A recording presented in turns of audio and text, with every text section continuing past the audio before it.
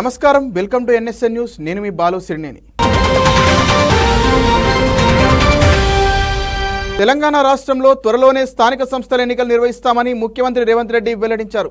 తెలంగాణ రాష్ట్రం ఏర్పడిన తర్వాత కూడా పాలమూరు జిల్లా నిర్లక్ష్యానికి గురైందని సీఎం రేవంత్ పేర్కొన్నారు. మహబూబ్ నగర్ జిల్లాలో పర్యటించిన సీఎం రేవంత్ రెడ్డి పార్టీ కార్యకర్తలతో నిర్వహించిన సమావేశంలో మాట్లాడుతూ గడిచిన 10 ఏళ్ల కేసీఆర్ పాలనలో ఉమ్మడి మహబూబ్ నగర్ జిల్లాలో ఎలాంటి అభివృద్ధి జరగలేదని దుయ్యబట్టారు. ఈ ప్రాంత అభివృద్ధి చెందడానికి పరిశ్రమలు తీసుకొచ్చేందుకు తాను కృషి చేస్తున్నట్లు చెప్పుకొచ్చారు. జిల్లాల్లోని ప్రాజెక్టులన్నింటినీ త్వరగా పూర్తి చేయాలని అధికారులకు వివరించారు. ప్రజల సూచనలను కాంగ్రెస్ ప్రభుత్వం తప్పక పాటిస్తుందన్న ఆయన పార్టీ కార్యకర్తలకు న్యాయం చేస్తామని భరోసా ఇచ్చారు. తాను నాయకుడిని కాదని కార్యకర్తల్లో ఒకటిగా భావించే వ్యక్తినని పేర్కొన్నారు సీఎం రేవంత్. కష్టపడిన కార్యకర్తలకు నామినేటెడ్ పోస్టులు ఇచ్చి న్యాయం చేస్తామని హామీ ఇచ్చారు. పార్టీలో కష్టపడిన వారికి అవకాశాలు దక్కుతాయని, తనకు వచ్చిన పదవి కార్యకర్తల కష్టం త్యాగాల వల్ల వచ్చిందని ఉద్ఘాటించారు.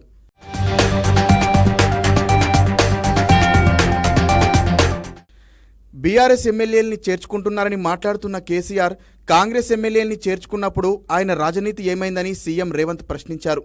తన వరకు వస్తే కానీ కేసీఆర్కు ఆ బాధ తీరలేదా అని వ్యాఖ్యానించారు. గత 10 ఏళ్లలో ఎంతోమంది కాంగ్రెస్ ఎమ్మెల్యేలను తన పార్టీలో చేర్చుకున్నారని దుయ్యబట్టారు.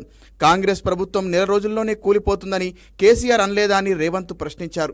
పార్టీ బలహీనపడినప్పుడల్లా విద్యార్థుల భావోద్వేగాలతో కేసీఆర్ శివరాజకీయం చేసి పార్టీ నిర్మించుకోవాలని చూస్తున్నారని ముఖ్యమంత్రి తీవ్ర ఆరోపణలు చేశారు. కోచింగ్ సెంటర్ల మాఫియా 100 కోట్లు కొల్లగొట్టేందుకు పరీక్షల వాయిదా పేరుతో కృత్రిమ ఉద్యమాన్ని సృష్టిస్తోందని విమర్శించారు. పరీక్షలు వాయిదా వేయాలనే వాదనలో బలం ఉంటే కేటీఆర్, హరీష్ రావులు ఆమరణ దీక్షకు కూర్చోవాలని సవాల్ విసిరారు.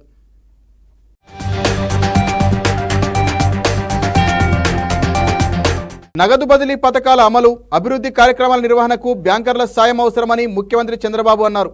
కూటమి ప్రభుత్వం ఏర్పాటయ్యాక మొదటిసారి నిర్వహించిన రాష్ట్ర స్థాయి బ్యాంకర్ల సమావేశంలో పాల్గొన్న చంద్రబాబు ప్రభుత్వ ప్రాధాన్యాలను వివరించారు. సీఎం చంద్రబాబు అధ్యక్షతన ఎస్ఎల్బీసీ సమావేశం ముగిసింది. కూటమి ప్రభుత్వం ఏర్పాటయ్యాక తొలిసారి సచివాలయంలో రాష్ట్ర స్థాయి బ్యాంకర్ల కమిటీ సమావేశం జరిగింది. బ్యాంకర్లకు ప్రభుత్వ ప్రాధాన్యతలు ఏపీ సీఎం చంద్రబాబు వివరించారు. తొలుత 4వసారి ముఖ్యమంత్రి అయిన సీఎం చంద్రబాబు నాయకుడు ఎస్ఎల్బీ శుభాకాంక్షలు తెలిపారు. డీబీటీ పథకాల అమలు, అభివృద్ధి కార్యక్రమాల నిర్వహణకు బ్యాంకర్ల సాయం అవసరమని చంద్రబాబు తెలిపారు. సబ్సిడీపై ఇచ్చే రుణాలు, వివిధ పథకాల కింద లబ్ధిదారులకు చేసే సాయం విషయంలో బ్యాంకర్లు సహకరించాలని సీఎం కోరారు. తాము ఎదుర్కొంటున్న ఇబ్బందులు, ప్రభుత్వం వైపు నుంచి కావలసిన సహకారాన్ని బ్యాంకర్లు సీఎం దృష్టికి తెచ్చారు. వ్యవసాయ రంగం, పరిశ్రమలకు ప్రోత్సాహం, డ్వాక్రా సంఘాల బలోపేతంలో బ్యాంకర్ల పాత్రే కీలకమని ఏపీ ప్రభుత్వం స్పష్టం చేసింది. సమావేశానికి ఆర్థిక మంత్రి పయ్యావుల కేశవ్, వ్యవసాయ శాఖ మంత్రి Atchannaidu, union bank executive director Sanjay Rudra, SLBC convener CBN Bhaskar Rao, ఇతర బ్యాంకు అధికారులు, వివిధ శాఖల అధికారులు పాల్గొన్నారు.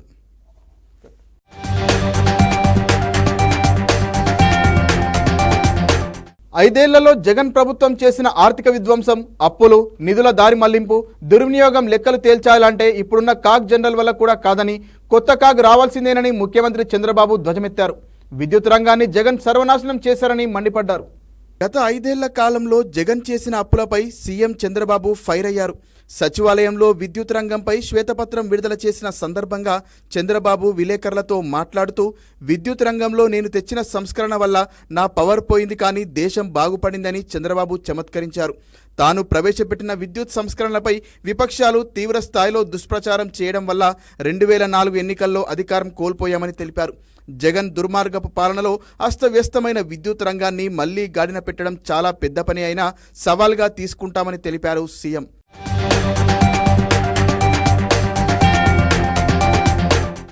మనం ఇప్పుడు విషవలయంలో ఉన్నామని, బయటికి రావడానికి కొంత సమయం పడుతుందని తెలిపారు. ఆదాయం లేకపోతే బొగ్గు కూడా కొనలేని పరిస్థితి తలెత్తుతుందన్నారు. డిస్కంలకు హామీ ఇవ్వడానికి ప్రభుత్వం దగ్గర డబ్బు లేవని, అందుకే మొత్తం విద్యుత్ రంగాన్ని గాడిన పెట్టేందుకు వ్యూహం రూపొందిస్తామని వివరించారు. కోతలు, లో వోల్టేజీ సమస్యలు లేకుండా నాణ్యమైన విద్యుత్ ఇస్తామన్నారు. విద్యుత్ కోతల్లో నిర్లక్ష్యం వహిస్తే బాధ్యులపై కఠిన చర్యలు తీసుకుంటామని హెచ్చరించారు.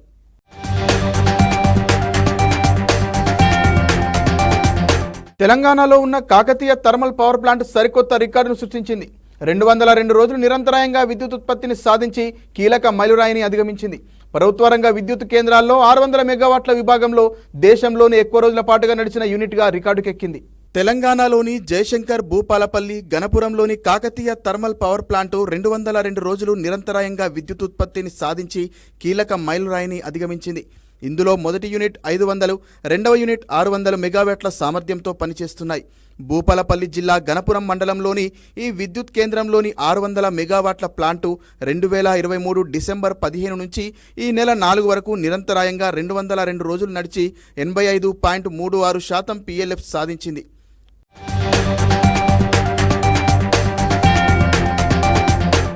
దీంతో కాకతీయ థర్మల్ పవర్ ప్లాంటు ప్రభుత్వ రంగ విద్యుత్ కేంద్రాల్లో 600 మెగావాట్ల విభాగంలో దేశంలోనే ఎక్కువ రోజుల పాటుగా నడిచిన యూనిట్గా నిలిచింది. 202 రోజుల్లో ఈ యూనిట్లో సుమారు 2460 మిలియన్ యూనిట్ల ఉత్పత్తి జరిగిందని విద్యుత్ ప్లాంట్ అధికారులు తెలిపారు. గతంలో మంచిర్యాల జిల్లా జైపూర్లోని ఎన్టీపీసీలోని 600 మెగావాట్ల యూనిట్ 194 రోజులు నిరంతరాయంగా నడిచిందని పేర్కొన్నారు. ఆ రికార్డును కేటీపీసీ తిరగరాస్తూ 202 రోజుల పాటుగా నిరంతరాయంగా పనిచేసిన విద్యుత్ ఉత్పత్తి కేంద్రంగా నిలిచిందని అధికారులు తెలిపారు.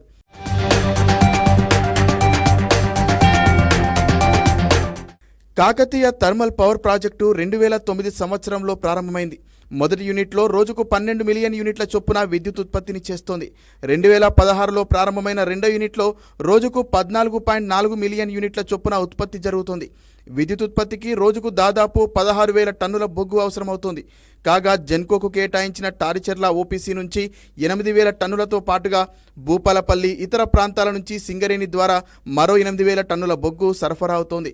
ఈ ప్రాజెక్టుకు కాళేశ్వరం నుంచి సుమారు 53 కిలోమీటర్ల మేర 2 పైపులైన్ల ద్వారా రోజుకు 8 లక్షల లీటర్ల గోదావరి జలాలను తరలిస్తున్నట్లు కేటీపీపీ అధికారులు తెలిపారు.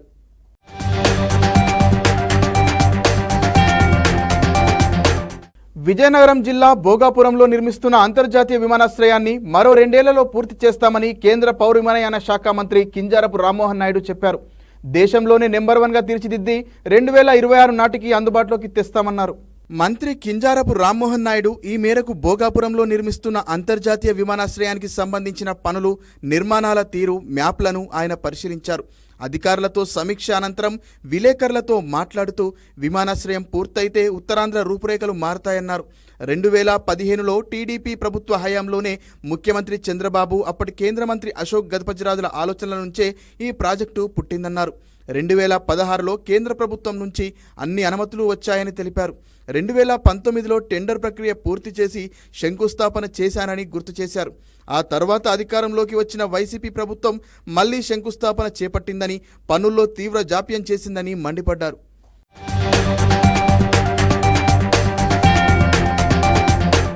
జీఎంఆర్ సంస్థ ఆధ్వర్యంలో 25% పనులు పూర్తయ్యాయని తెలిపారు. యుద్ధ ప్రాతిపదికన పనులు చేయాలని అధికారులను ఆదేశించారు. ఎట్టి పరిస్థితుల్లోనూ 2026 డిసెంబర్ నెలాఖరు నాటికి పనులు పూర్తయ్యేలా చర్యలు తీసుకుంటామన్నారు. ఉత్తరాంధ్ర ప్రగతికి ముఖ్యమంత్రి చంద్రబాబు, ఉప ముఖ్యమంత్రి పవన్ కళ్యాణ్ పెద్దపీట వేస్తున్నారని చెప్పారు రామ్మోహన్ నాయుడు. భోగాపురానికి సులువుగా చేరుకునేందుకు జాతీయ రహదారికి అవసరమైన మార్పులు చేస్తామన్నారు. విశాఖ నుంచి సముద్ర తీరానికి సమాంతరంగా మరో రోడ్డు నిర్మాణానికి కృషి చేస్తామని పేర్కొన్నారు.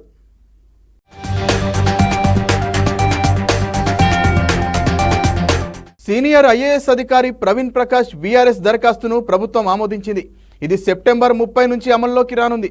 మరోవైపు గతంలో కూటమి ప్రభుత్వం వస్తే పనిచేయలేమంటూ ప్రవీణ్ ప్రకాష్ వ్యాఖ్యానించారు. మాజీ మంత్రి బొత్సకు ఆయన ఏటీఎంగా వ్యవహరించారని ఆరోపణలు ఉన్నాయి. వివాదాస్పద సీనియర్ ఐఏఎస్ అధికారి ప్రవీణ్ ప్రకాష్ స్వచ్ఛంద పదవీవిరమణకు ఏపీ సర్కార్ ఆమోదం తెలిపింది. ఈ మేరకు ప్రభుత్వ ప్రధాన కార్యదర్శి నీరబ్ కుమార్ ప్రసాద్ నోటిఫికేషన్ జారీ చేశారు. వీఆర్ఎస్ సెప్టెంబర్ 30 నుంచి అమల్లోకి వస్తుందని నోటిఫికేషన్లో తెలిపారు. ఇంకా 7 ఏళ్ల సర్వీస్ ఉన్న ఆయన గత నెల 25న వీఆర్ఎస్కు అర్జీ చేసుకోగా ఈ మేరకు ప్రభుత్వం ఆమోదించింది. వైఎస్ఆర్సీపీతో అంటగాగిన ప్రవీణ్ ప్రకాష్ను ఇటీవల ఏపీ సర్కార్ సాధారణ పరిపాలన శాఖలో రిపోర్టు చేయాలని సూచించింది. వీఆర్ఎస్కు అర్జీ చేయడంలోనూ ఆయన వివాదం సృష్టించారు. వీఆర్ఎస్ దరఖాస్తులో సంతకం చేయకుండా డిజిటల్ సంతకం చేశారు. అది చెల్లదని ప్రభుత్వం చెప్పడంతో మరోసారి దరఖాస్తు సమర్పించారు. ఒక సభలో బహిరంగంగా మాజీ ముఖ్యమంత్రి జగన్మోహన్ రెడ్డి కాళ్ల వద్ద కూర్చొని మాట్లాడడంపై అప్పట్లో విమర్శలు వచ్చాయి.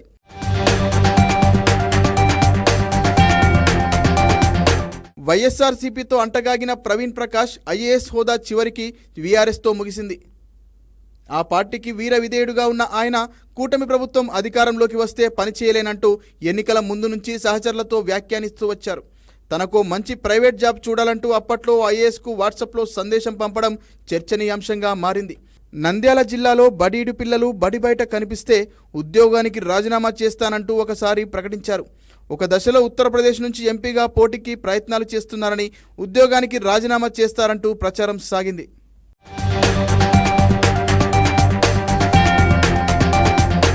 వేల ఎకరాలకు సాగునీరు అందించేందుకు కోట్లు ఖర్చు పెట్టి నిర్మించిన వయాడాక్ట్ నిర్వహణ లోపంతో నీరు గారిపోతుంది. మరమ్మతులు చేపట్టకపోవడంతో ఎక్కడికక్కడ లీకేజీలతో కూలిపోయే స్థితికి చేరింది. మరో నెల రోజుల్లో సాగునీరు విడుదల చేసే అవకాశం ఉండడంతో కొత్త ప్రభుత్వమైనా మరమ్మతులు చేపట్టాలని రైతులు కోరుతున్నారు. శ్రీకాకుళం జిల్లాలో వంశధార కుడి కాలువకు అనుసంధానంగా నిర్మించిన వయాడాక్ట్ నిర్వహణ లోపంతో శిథిలమవుతోంది. కొన్నేళ్లుగా వయాడాక్ట్ నుంచి నీరు లీకేజ్ అవుతున్నా, పెచ్చులు ఊడుతున్నా పట్టించుకున్న వారే లేరు. ఎక్కడికక్కడ పెచ్చులుడిపోతున్నా, సైడ్ వాల్స్ విరిగిపోతున్నా అధికారులకు చీమ కుట్టినట్టయినా లేదు.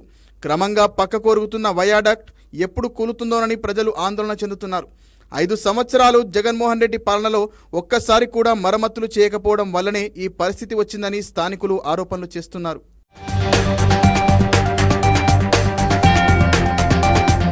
శ్రీకాకుళం రూరల్ పరిధిలోని భూములకు సాగునీరు అందించే లక్ష్యంతో బొడ్డేపల్లి రాజగోపాలరావు వంశధార ప్రాజెక్టు పేరుతో అక్కులపేట ఎత్తిపోతల పథకం నిర్మించారు. 30 కిలోమీటర్ల మేర సాగే వంశధార కుడి కాలువకు అనుసంధానంగా 2.2 కిలోమీటర్ల దూరం వయాడక్ట్ నిర్మించారు. దీన్ని ప్రారంభించి 16 ఏళ్లు దాటినా పర్యవేక్షణ మాత్రం కొరవడింది. ఎక్కడికక్కడ నీరు లీకేజ్ అవుతుండగా గోడల నుంచి పెచ్చులు ఊరిపడుతుండటంతో క్రమంగా పక్క కొరుగుతోంది. గేదెలవానిపేట వద్ద వయాడక్ట్ కింది నుంచే వాహనదారులు నిత్యం తిరుగుతుంటారు. అనుకోని ఘటన జరిగితే పెద్ద ముప్పు తప్పదని వాహనదారులు ఆందోళన చెందుతున్నారు.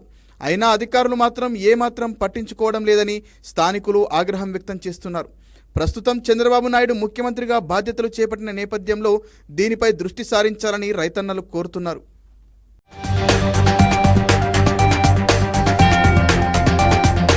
రాష్ట్రంలో నూతన ప్రభుత్వం ఏర్పడిన తదుపరి రేపు ఉమ్మడి విశాఖ జిల్లాలో మొదటిసారిగా ముఖ్యమంత్రి చంద్రబాబు నాయుడు పర్యటనను విజయవంతం చేయాలని హోంమంత్రి వంగలపూడి అనిత ఆదేశించారు.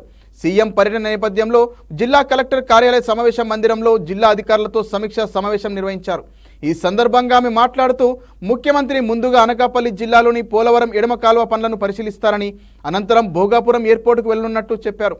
దీనికి సంబంధించి అవసరమైన ఏర్పాట్లను శాఖల వారీగా చేయాలని ఆమె ఆదేశించారు.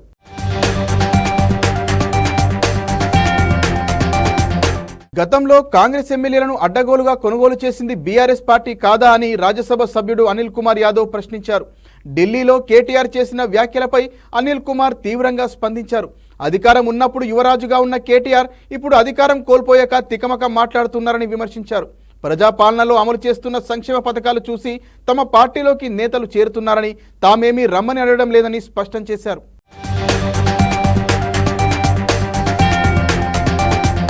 కాంగ్రెస్ పార్టీ ఎమ్మెల్యేలను తీసుకుంటుందని ఆయన మా పైన ఆరోపణలు చేస్తున్నారు. ఆయన గత చరిత్ర మర్చిపోతున్నట్టున్నాడు.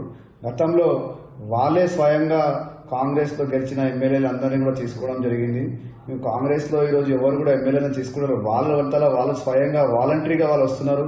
ఆయరాం గయరాం ఎందుకు ఎవరంటే టీఆర్ఎస్ పార్టీ, కేటీఆర్ కుటుంబం. ఎందుకంటే వాళ్ళు వచ్చిర్రు, వాళ్ళు దోచినంత దోచుకున్నారు.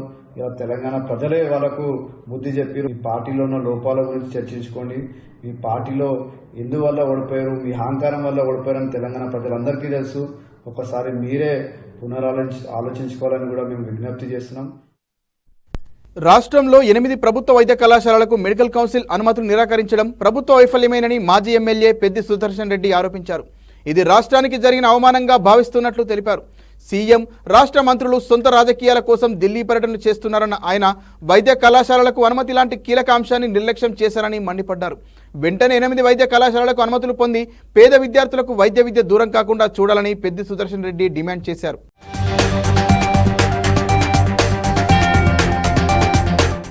గత 5-6 మాసాలుగా ఫాలోఅప్ చేయాల్సినటువంటి కొత్త ప్రభుత్వం, కాంగ్రెస్ పార్టీ ప్రభుత్వము నేషనల్ మెడికల్ కౌన్సిల్ తోటి అనుమతులు తీసుకురావడంలో వైఫల్యం చెందింది కాంగ్రెస్ ప్రభుత్వం. ఇవాళ రేవంత్ రెడ్డి గారికి గాని, వారి కేబినెట్ మినిస్టర్స్ గాని మా పార్టీ ఎమ్మెల్యేల మార్పిడి కోసం అర్ధరాత్రి వరకు పనిచేస్తా ఉన్నారు. 1 గంటకు 2 గంటలకు కండులు కప్పుతున్నారు. కానీ ఈ 8 మెడికల్ కళాశాలల యొక్క అనుమతుల గురించి మాత్రం ఈ ప్రభుత్వంలో ఒక్కనాడు కూడా సమీక్ష చేయలేదు.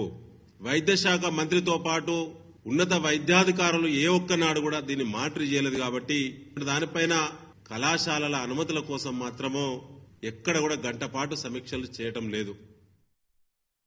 పోటీ పరీక్షల అభ్యర్థులు ఎదుర్కొంటున్న సమస్యలను ప్రొఫెసర్ హరగోపాల్తో కలిసి టీజీపీఎస్సీ చైర్మన్ మహేందర్ రెడ్డి దృష్టికి తీసుకెళ్లినట్లుగా కోదండరాం తెలిపారు. విద్యార్థులు ఆవేదన ఆందోళన గురించి వివరించారన్నారు. డిఎస్సి గ్రూప్ 2 మధ్య సమయం తక్కువగా ఉన్నందున వాయిదా వేసి 2 పరీక్షల మధ్య కొంత వ్యవధి ఉండేలా చూడాలని కోరామన్నారు. మహేందర్ రెడ్డి అన్ని అంశాలను కూలంకషంగా చర్చించి నిర్ణయం తీసుకుంటామని చెప్పారని కోదండరాం వెల్లడించారు.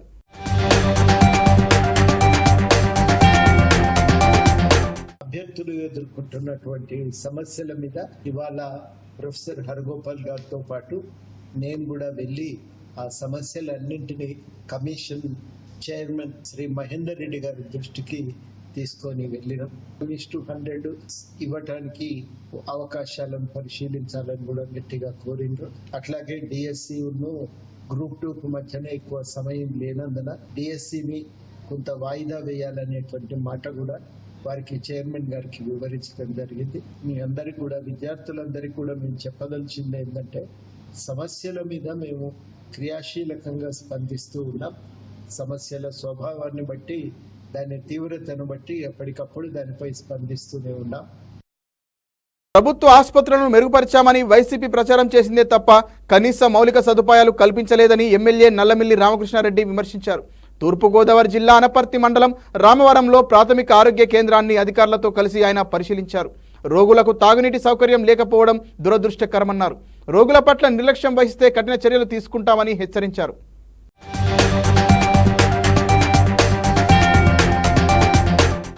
ప్రభుత్వం వచ్చిన తర్వాత ప్రాథమిక ఆరోగ్య కేంద్రం తొలగించి దాని స్థానంలో నూతనంగా పిహెచ్సి నిర్మాణం చేశారు. పిహెచ్సి నిర్మాణం చేసినప్పుడు పాత నిర్మాణానికి సంబంధించి అనేక ఆరోపణలు చేస్తూ ఈ కొత్త భవనాన్ని ప్రారంభించడం జరిగింది. కానీ ఈ రోజు ఇక్కడ వచ్చి చూస్తే ఇక్కడ మౌలిక వస్తువులు అరకొరగా ఉన్న పరిస్థితిని చూస్తా ఉన్నాం. వాటర్ ఫెసిలిటీ అనేది ఈ లోపల లేకపోవడం అనేది చాలా దురదృష్టకరం. వైద్యులకు కానీ ఇతర సిబ్బందికి కానీ వచ్చిన పేషెంట్లకు కానీ వాటర్ అనేది చాలా ముఖ్యం. దానికోసం బయటకు వెళ్లి తెచ్చుకునే పరిస్థితుల్లో ఇక్కడ ఉంది. ఏ రూమ్స్ చూసినా చాలా కంజెస్టెడ్ గా చిన్న రూమ్స్ స్పేషియస్ గా లేకపోవడం కూడా ఇబ్బందికరంగా మారింది. డ్రగ్స్ స్టోరేజ్ కోసం ఎక్కడ స్టోర్ రూమ్ ప్రొవైడ్ చేయకపోవడం, మరి ఇంత లోపభూయిష్టంగా అత్యంత ఆధునికంగా నిర్మించామని శాసనసభ్యులుగా ఒక డాక్టర్ గారు మాట్లాడిన తర్వాత ఇక్కడ ఈ పరిస్థితులు ఈ విధంగా ఉండడం అనేది విచారకరం. ఇక్కడ ఏదైతే మౌలిక వస్తువులు అదనంగా కావాల్సి వస్తా ఉన్నాయో ఒక ఎస్టిమేట్స్ తయారు చేస్తే దాన్ని ఎక్కడి నుంచి ఆ ఫెసిలిటీస్ ప్రొవైడ్ చేయగలం అనేది ఆలోచన చేస్తాం. గ్రామస్తులు కూడా కొన్ని సమస్యలు తీసుకురావడం జరిగింది. పేషెంట్స్ కి ఇబ్బంది కలగకుండా చూసుకోవాల్సిన బాధ్యత వైద్య సిబ్బంది పైన కానీ పారామెడికల్ స్టాఫ్ పైన కూడా ఉంది. ఆ దిశగా ప్రయత్నం చేయాలి.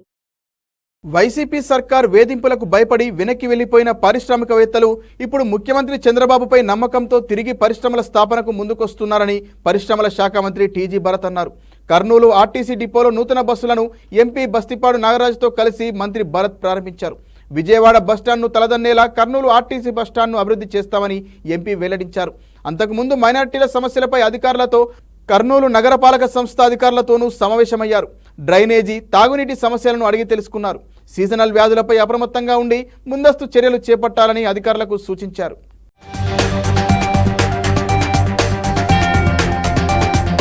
చంద్రబాబు గారు అంటే ఒక నమ్మకం. అందుకనే ఆ నమ్మకంతో ఎన్నో ఎస్పెషలీ ఇండస్ట్రీస్ నేను చూస్తున్నా. అశోక్ లీలాండ్ వాళ్ళు 5 years బ్యాక్ వెళ్ళిపోయినారు. చంద్రబాబు గారు వచ్చిన వెంటనే ఇప్పుడు ఇమీడియట్గా రిటర్న్ వస్తానని చెప్పడం జరిగింది. వాళ్ళు కూడా ఇక్కడ దాదాపు 10 ఎకరాల పైన డెవలప్మెంట్ చేసేదానికి అవకాశం ఉంది సార్. మంచిగా డెవలప్ చేసి ప్రజలకు ఉపయోగపడేలాగా నేను ఎంపీ గారు మాట్లాడుకొని ఇక్కడ ఏ రకంగా అయితే బాగుంటుంది, at the same time income కూడా జనరేట్ అవుతుంది ఆర్టీసీకి. సో ఆ 2 రకాలుగా ప్రయోజనం ఉంటుంది కాబట్టి అది కూడా వర్కౌట్ చేస్తాం. ఇంకా ఫ్యూచర్లో one of the best bus స్టాండ్స్గా రూపురేఖలు మార్చే దాంట్లో మన అధికారులు వాళ్ళతో కూడా మాట్లాడుకొని చేస్తామని చెప్పి చెప్తున్నా. ప్రజాసేవకు ప్రజల యొక్క రక్షణ ముఖ్యం అని చెప్పేసి వాళ్ళ గమ్యాలకు చేర్చడానికి చాలా ఇంపార్టెంట్ అని చెప్పేసి బస్సుల్లో కూడా పారదర్శకత తీసుకొస్తున్నారు. ఈ డిపో కూడా మన కర్నూలు డిపో వాస్తవంగా రాయలసీమలో బ్రహ్మాండంగా మనకి ఇదివరకే తెలుసు మన డిపో ఎంతో బలమైందని చెప్పేసి. కానీ ఈ డిపోలో చాలా లోటుపాట్లు ఉన్నాయని చెప్పేసి మనకి అది మేము చూస్తే కనబడుతుంది. డిపోని మరో విజయవాడతో తలదన్నేలా తయారు చేస్తామని చెప్పేసి మంత్రి గారు ఇక్కడ ఉన్నారు. కర్నూలు నుంచి ఎంపీగా మేము ఇద్దరం ఏది కార్యాచరణ రూపొందించి దానికి ఒక అజెండా తయారు చేసి డిపోని బ్రహ్మాండంగా డెవలప్ చేస్తామని చెప్పి తెలియజేస్తూ సెలవు తీసుకుంటాం. వైసీపీ ప్రభుత్వంలో దౌర్జన్యాలు దాడులకు ప్రజలు విసిగిపోయి కూటమి ప్రభుత్వానికి అధికారాన్ని కట్టబెట్టారని తెలుగుదేశం రాష్ట్ర అధ్యక్షుడు పల్లా శ్రీనివాసరావు అన్నారు. విశాఖలోని తెలుగుదేశం కార్యాలయంలో జరిగిన శాసనసభ్యుల సన్మాన కార్యక్రమానికి ఆయన ముఖ్య అతిథిగా హాజరయ్యారు. రాజధాని అమరావతి నిర్మాణం చంద్రబాబుతోనే సాధ్యమవుతుందన్నారు.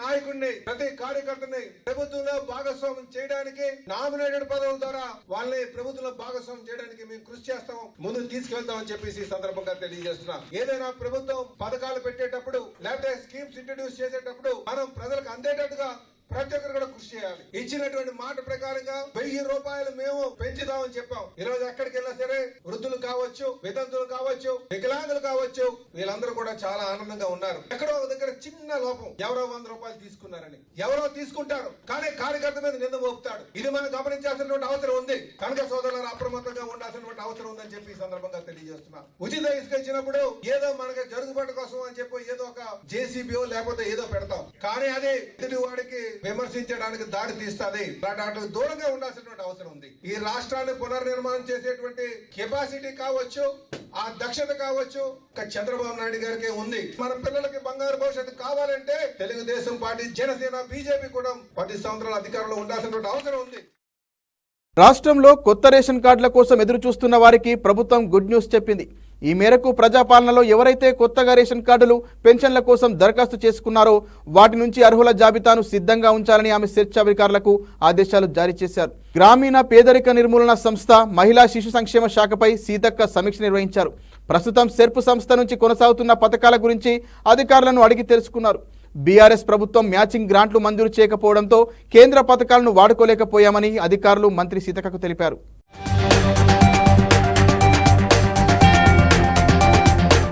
ఆంధ్రప్రదేశ్ అదనపు అడ్వకేట్ జనరల్ ఏఏజీగా న్యాయవాది ఇవన సాంబశివ ప్రతాప్ నియమితులయ్యారు. ఈ నియామకానికి సంబంధించి రాష్ట్ర న్యాయశాఖ కార్యదర్శి సునీత ఉత్తర్వులు జారీ చేశారు. సాంబశివ ప్రతాప్ పశ్చిమ గోదావరి జిల్లా పాలకొల్లు మండలం తిల్లపూడి గ్రామానికి చెందినవారు. ఉమ్మడి హైకోర్టు, విభజిత ఏపీ హైకోర్టులోనూ న్యాయవాదిగా అపార అనుభవం ఉంది. 1996 నుంచి 2002 మధ్య మున్సిపల్ స్టాండింగ్ కౌన్సిల్గా ఆంధ్ర రీజన్ మున్సిపాలిటీల తరపున వాదనలు వినిపించారు. 2016, 2019 మధ్య విభజిత హైకోర్టులో న్యాయవాదిగా సేవలు అందించారు. బ్యాంకులు, బీమా సంస్థలు, ప్రభుత్వ రంగ సంస్థలకు స్టాండింగ్ కౌన్సిల్గా పనిచేసిన అనుభవం ఉంది. జనసేన పార్టీ ఆవిర్భావం నుంచి పార్టీకి న్యాయ సంబంధ సేవలు అందిస్తున్నారు.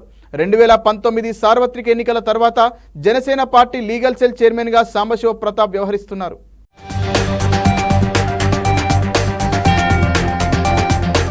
అత్యంత వివాదాస్పద అధికారిగా అనేక ఆరోపణలు ఎదుర్కొంటున్న greater Visakhapatnam municipal corporation commissioner Saikanth వర్మపై ప్రభుత్వం బదిలీ వేటు వేసింది. జిల్లా కలెక్టర్కు ఛార్జ్ అప్పగించాల్సిందిగా ఆదేశాలిస్తూ ఉత్తర్వులు జారీ చేసింది. ఆ తర్వాత ఏపీ టిడ్కో ఎండీగా నియమించింది. ప్రస్తుతం టిడ్కో ఎండీగా ఉన్న శ్రీధర్ను బదిలీ చేసింది. ప్రస్తుతానికి ఆయనకు ఎక్కడా పోస్టింగ్ ఇవ్వలేదు. శాశ్వత భూ హక్కు, భూరక్ష పథకం ప్రత్యేకాధికారిగా పనిచేస్తున్న సుబ్బారావును బాపట్ల జాయింట్ కలెక్టర్గా నియమించింది. జీవీఎంసీ కమిషనర్గా సాయికాంత్ వర్మ తీసుకున్న పలు నిర్ణయాలు తీవ్ర వివాదాస్పదమయ్యాయి. వైసీపీ నాయకులతో అంటకాగుతూ వారికి అనుకూలంగా పనిచేశారని ఆయనపై ఆరోపణలున్నాయి.